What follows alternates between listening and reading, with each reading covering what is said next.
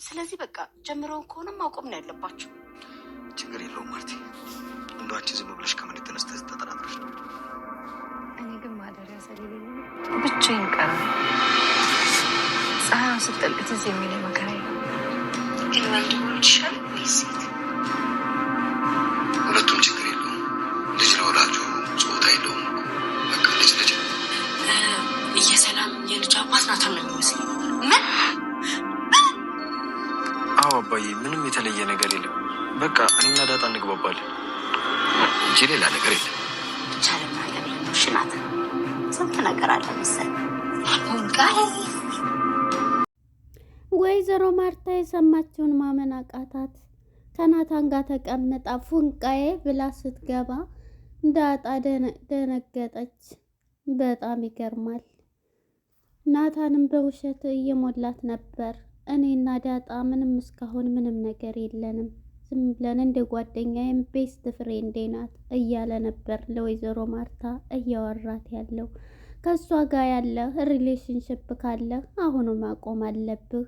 የኔ ልጅ እንድታገባ ነው የምፈልገው፣ ምክንያቱም ኤቢ ስለምትወድህ ብላ ነበረ እየሰበከች ያለችው። ምንም ከእሷ ጋር እኮ ግንኙነት የለንም፣ በቃ ጓደኛዬ ናት፣ ዝም ብላ ትመቸኛለች፣ በዚህ ነው ብሎ ነበር ያለው። ኤቢ የሰማችውን ማመን አቃታት። የተረገዘውም ልጅ በቃ እናቴ ከናታን ነው ብዬ ነው የማምነው፣ ምንም አልጠራጠርም ከናታን ነው። በባለፈው ደግሞ ልጆቼንና ቤቴ እንዳይፈርስ ሲላት ሰላምን ሰምቻለሁ። ስለዚህ አሁን ደግሞ የተረገዘው ልጅ የናታን ነው እርግጠኛ ነኝ በማለት ማርታን ትነግራታለች። ማርታም የሰማችውን እያባረረች ትጥላታለች። ኤቢ የተገጠመላት ኒሞሪ ስታየው ድምፁን ሁሉ ጨርሶ አልቀዳላትም። የዚህ ጊዜ ተናደደች። አርዱ ጋር ብትደውል እንትን የሚለው እኮ 2 ጂቢ ነው የሚቀዳው እኮ ይሄን ነው ሲላት በጣም ትናደዳለች። ስሜቷንም መቆጣጠር ያቅታታል ማለት ነው። ሰላም ጤና ይስጥልን ውድና የተከበራችሁ የቻናል ቤተሰቦች እንኳን ወደ ቻናል በሰላም መጣችሁ። ዳጣ ክፍል 47 ተለቀቀ። እንግዲህ ወደ ክፍል 46 ስንመለስ ኤቢ ድምፁን እየሰማች ነበረ ያስቀመጠችውን ኒሞሪ ከአባቷ መኪና ውስጥ አውጥታ እንግዲህ የሰላምን እና የአባቷን ወሬ እየሰማኝ በድንጋጤ ነበረ እዛ ላይ ያለው ማለት ነው። እዛው እንደቀጠለች እንግዲህ ሁለተኛውን ፓርት እየሰማች ነበረ። ልጁ ሴት ቢሆን ይሻላል ወንድ እያለ ነበር። ልጅ እኮ ፉንጋም ሆነ ምንም ሆነ ልጅ ነው እያላት ነበረ አቶ ደረጀ ማለት ነው። እና ይሄንን እያላት ሳለ እንግዲህ እሷም ይሄንኑ እያወራች ነበረ። ሌላውን ድምፅ እንትን ይላል ብለን ነበር፣ ነገር ግን ድምፁን እንትን አላለላትም። ሪከርድ አደረገው ትንሽ ነበረ ማለት ነው የተገጠመላት ኒሞሪ ማለት ነው። እናም እንግዲህ በጣም ትናደዳለች ኤቢ ማለት ነው። ቀጥታ አርዱ ጋር ትሄድና እምን ላይ እንዳቆመ ስንት አውርተው ነው እንግዲህ እያለች ተጠራጣሪዋና መርማሪዋ ፖሊስ ኤቢ አሁን ላይ ያለችበት ሁኔታ በጣም ተናደደች። ወደ አርዱ ደውላ አርዱ ለምንድን ነው ይሄን ብቻ እንትን ያለው እንዴት ነው ስትለው፣ እንዴ ኒሞሪው እኮ 2 ጂቢ ነው፣ ስለዚህ እንትን እስከሚል ይሄንን ነው እንትን የሚልልሽ ሲላት በጣም ትጮህበታለች፣ ትናደድበታለች ማለት ነው።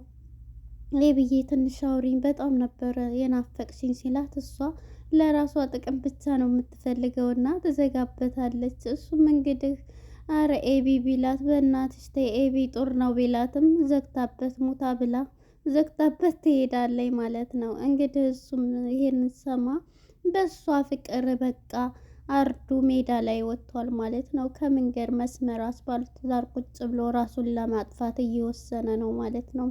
እናም እንግዲህ ወደ ኤቢ ስንሄድ ኤቢ በጣም በንዴት ትናደዳለች። ክላሷ ሆና ውሃም ስትሰማት በጣም እየተናደደ ውሃ ጋር ትጣላና ውሃንም ውጭ ከዚህ ግድም ውጭ ከክላሴ ትላታለች እንዳሰማባት ሚስጥሯን ማለት ነው። እናም ያወሩት ጥሩ ነገርና የአባቷን ሚስጥር አልሰማችም ማለት ነው። እንዴ እና ታዲያ አንቺም እኮ ባለቤቴም እውነቷን ነው አስተዋወቂ ብትባይ እምቢ አልሽ አላስተዋውቅም። እሱም ኤቢ ግን ተጠራጣሪ ናት። ዝም ብላ ኤቢ ተጠራጥራለች፣ ኤቢ ግን ጠርጥራለች እያለኝ ለአቶ ደረጃ ያወራችውን ይሄን ስትሰማ በቃ ልጁ የናታን ነው በማለት ወደ አእምሯ የመጣው ናታን ነው እና ናታን ከናታን ነው ያረገዘችው የሚለው ሀሳብ ነው የመጣላት ማለት ነው። እናም እንግዲህ ይህንን እያለች በጣም በጥያቄ ትወጠራለች ማለት ነው። ወደ ዳጣና ናታን ስንሄድ እንግዲህ ናታንና ዳጣ ምሽት ላይ መናፈሻ ወጥተው በጣም እያወራችው ስለ ራሷ እየነገረችው ነበረ። ጨለማ ሲሆን ምን ትዝ ይልሻል? ጨለማ ሲሆን ፍርሃት ትዝ ይለኛል። ምክንያቱም አሁን ላይ በፊት ጊዜ ሲጨልም ወይ ትገባለሁ እንዴት ሆናለሁ እያልኩ የጎዳና ህይወቷን እየነገረችው ነበር። አየሽ ሁሉም ነገር ያልፋል አየሽ አሁን ላይ አልፎ እንደዚህ ያወራሽ እያላት ነበረ ናታንም። እናም ይሄን እያላት በእርግጥ ሁሉም ሰው ያልፋል ማለት አይቻልም። አንዳንዶቹ ሙተው እዛው የተቀበሩ አሉ። ያልፍልናል የሚሉት ሁሉም ሰው ሊያልፍለት ይችላል። እዛ ፍትሌ ዝጋ በጣም ትልቅ ትምህርት አለው ማለት ነው። ሁሉም ሰው አሁን ስደት ላይ እንምጣና በዚህ ኤግዛምፕል ማለት ነው ሁሉም ሰው ያልፋል ወይም እለወጣለሁ ብሎ ነው በእርግጥ ወደዚህ ሲመጣ። ነገር ግን ስኬታቸው ሳይሳካ በየመንገዱ በየባህሩ በየብሱ የቀሩት ወንድም እህቶቻችንን ስናስብ ልክ እዚህ ጋር የሰጠችው ኮሜንት ማለት ነው ትክክል ናት ዳጣ። እና ያልፋል እያሉ ስንቶቹ እዛ ቤተሰባተው ስንቶች ሙተው ስንቶች ተቀብረዋል ስንቶች እያለች ስትለው ነበረ ማለት ነው ህይወት። እና ይሄን እያለችው እውነት ነው። ይሄ እኔ ፀሐይ ስትወጣም ፀሐይ ስትገባም ጨለማው እንትን ሲል ፍርሃት ነው የሚሰማኝ እያለች ሁሉንም ህይወት ታሪኳን ትነግረዋለች ለናታንና ይህንን አውርታው በቃ እንሂድ ሲላት አይ በቃ እዚሁ እንሁን በጣም ደስ ይላል እያለ ፍቅር እያጫወታቸው ነው። እንግዲህ ወደ ወይዘሮ ማርታ ስንሄድ ወይዘሮ ማርታም እንግዲህ ራሷን ጠግናለች። ራሷን ጠግና ሳለ አቶ ደረጀም መጥቶ ማርትዬ ምንድን ነው እያላ በአንድ ተኝተው በጣም እሷም እንግዲህ ለልጇ ናታንን እንዳገባላት ትፈልጋለች ወይዘሮ ማርታ ማለት ነው። ናታን ግን የሚያፈቅረው ዳጣን ነው እና ምንድን ነው ማርትዬ እያለ ሲነግራት ሁሉንም ነገር ታስረዳዋል። እኔ ባይኔ አሁን ላይ ኤቢ በባለፈው እንደዛ ስትለን ነበር። እኔ ግን የራሴን እንትን ተጠቅሜ ስከታተላቸው ነበር። ስከታተላቸውም ያለችው ነገር ትክክል ነው። እነዚህ ልጆች ስህተት እንዳይሰሩ እያለኝ ነበር።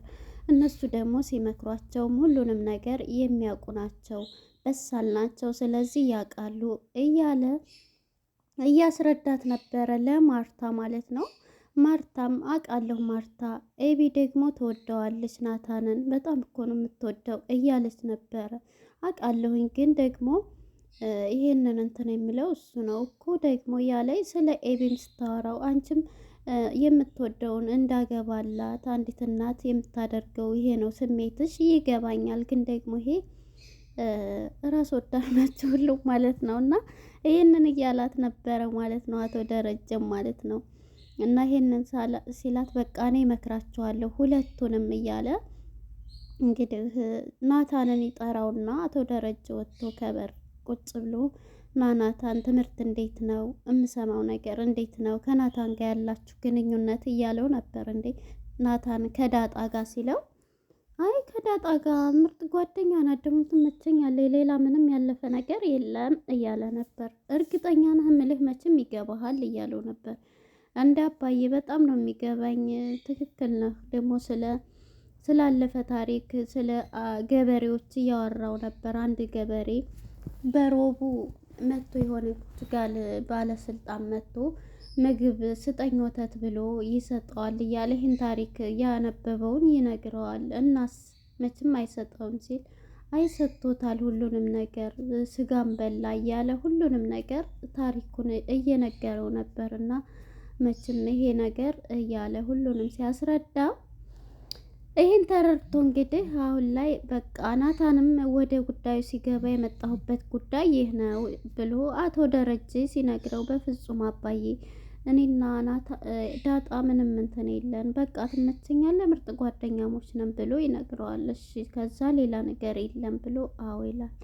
እናም አቶ ደረጀን ጠይቄ እንደዚህ አሉኝ ብሎ አግኝቼዋለሁ ብሎ ይነግራታል። ክላሱ ትመጣለች ወይዘሮ ማርታ ማለት ነው ከናታን ክላስ። ወደ ምጥልና ውሃ ጋር ስንሄድ አርዱ በኤቢ ፍቅር የተነሳ አሁን እንግዲህ ድምጿን ካልሰማሁ ራሴን አጠፋለሁኝ፣ ምንም ልትረዳኝ አልቻለችም ብሎ እሱ ኤቢን ይፈልጋል፣ እሷ ደግሞ ናታን ትፈልጋለች። ፈላጊና ተፈላጊዎች ማለት ነው። በጣም ያሳዝናል እዚህ ፓርት ላይ ማለት ነው። አርዱ እንግዲህ ኤቢን በፍለጋ ላይ ይገኛል። እሷ እንግዲህ ካላዋራችኝ ምንም እንትን ካላለችኝ ራሴን አጠፋለሁ እያለ ነበር። ምን ሆነክ ነው ይሉታል ምጥንና ውሃ ማለት ነው። በቃ ኤቢ ነው፣ ኤቢ እንድታዋራህ እናደርጋለን፣ አንተ ግን አርዱ ነህ ሌላ ነህ እያሉት ህንዱ ነኝ እያላቸው ነበር። እናም ትቷቸው ይሄዳል ማለት ነው። እናም አርዱም በዚህ የተነሳ በቃ በጣም ስሜታዊ ሆኗል። ኤቢም የምትናገረው ኤቢ ደግሞ ለጥቅሟ እንጂ እሱን አታፈቅርም ማለት ነው። እናም በዚህ የተነሳ ትቷቸው ይሄዳል ማለት ነው። እንግዲህ እሷም ወደ ቤቷ ሄዳ ውሃም ለኤቢ አርዱን አገኘ ነው፣ አርዱ እኮ በጣም እንትን ብሏል ስትላት ጭራሽም አትሰማትም ማለት ነው። እናም እንግዲህ በዚህ የተነሳ እሷ ተናዳለች። ምክንያቱም ሜሞሪው እንዴት ሳይቀርጽልኝ አለቀ፣ ወሬያቸውን ብዙ ወሬ ነው ያመለጠኝ ብላ በጣም ተናዳለች ማለት ነው። እናም እንግዲህ ኤቢ ወደ እናቷ ጋር ትሄዳለች። እናቷ ጋር በመሄድ እማዬ ትላታለች። አቤት እኔ የተረገዘው ምን ሲል አባዬ ሰምቼዋለሁ በባለፈ ቤቴንና ልጆችን እኔ እንዳይፈርስ እፈራለሁ፣ ስለዚህ ተጠንቀቂልኝ ሲላት ለሰላም ሰምቻለሁኝ።